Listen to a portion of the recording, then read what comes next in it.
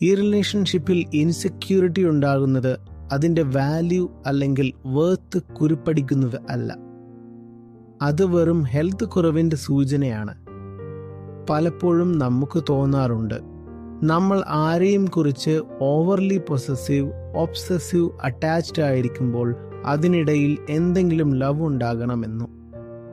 നമുക്ക് തോന്നാറുണ്ട്, മറ്റൊരാളെ കയ്യിൽ പിടിച്ചു വച്ചിരിക്കുന്നതിൻ്റെ അവൻ എസ്കേപ്പ് അല്ലാതെ അത് നഷ്ടപ്പെടാതിരിക്കാനുള്ള ഫിയറും ഇൻസെക്യൂരിറ്റിയും അതിന് ലവ്യോടൊരു ബന്ധമുണ്ടാകണം. ഇൻസെക്യൂരിറ്റിയുടെ ബന്ധം സ്വാർത്ഥതയോടാണ്. കാരണം നമ്മൾ തന്നെ അങ്ങനെ ഉള്ളവരാണ്. ജീവിതത്തിലെ മറ്റ് എല്ലാ കാര്യങ്ങളിലുമാണ് നമ്മൾ സെൽഫിഷ് അല്ല. സെൽഫ്ലെസ് ആണോ? അല്ലെങ്കിൽ അല്ല. അപ്പോൾ നമ്മൾ നമ്മുടെ ജീവിതത്തിലെ വ്യക്തികളെ, ബന്ധത്തിലുള്ള ആളുകളെ സെൽഫ്ലെസ് ആകാനാവുമോ?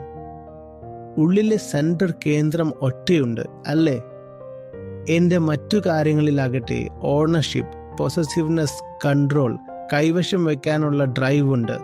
അതേപോലെ എൻ്റെ ജോബ്, ബിസിനസ് അല്ലെങ്കിൽ മറ്റു എന്തും എനിക്ക് കൺട്രോൾ ചെയ്യാനുള്ള നേച്ചറുണ്ട്. ക്യാപ്ചർ ചെയ്യാനുള്ള, ഡോമിനേറ്റ് ചെയ്യാനുള്ള, ഓൺ ചെയ്യാനുള്ള, പൊസസ് ചെയ്യാനുള്ള ടെൻഡൻസീസ് ഉള്ള വ്യക്തിയാണെങ്കിൽ അതുപോലെ തന്നെ ഞാൻ ആ വ്യക്തികളെ, റിലേഷൻസിനെ സെൽഫ് ഇൻട്രസ്റ്റ് കൊണ്ട് പിടിച്ചു വയ്ക്കും. ഈ ഇൻസെക്യൂരിറ്റികൾ റിലേഷനുകളിൽ വരുന്നത് ലവ്യുമായി യാതൊരു ബന്ധവുമില്ല. ഇത് പ്രണയത്തിന്റെ സൂചനയല്ല. ഇത് വെറും സെൽഫ് ഇൻട്രസ്റ്റിന്റെ സൂചനയാണ്. ഒരാളെ കൺട്രോൾ ചെയ്യാനാണ് അതിന് ലവ് എന്ന പേര് വച്ചിരിക്കുന്നത്. കാരണം ആരും തുറന്നു പറഞ്ഞ് ഞാൻ എൻ്റെ സെൽഫ് ഇൻട്രസ്റ്റിനായി നിന്നെ കൺട്രോൾ ചെയ്യുകയാണ് എന്ന് പറയും. അതുകൊണ്ടാണ് അത് ലവ് എന്ന് വിളിക്കുന്നത്. പക്ഷേ അതിൻ്റെ നിജം സെൽഫ് സെൻറ്റേർഡ് ആണ്.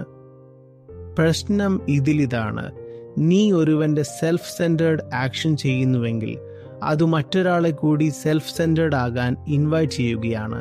പിന്നെ ഇരുവരും self interest, give and take, trade റിലേഷൻഷിപ്പിൽ ചുരുങ്ങും. അതിന് ലവ് എന്ന് മാത്രം പേരിട്ടിട്ടുള്ളത്.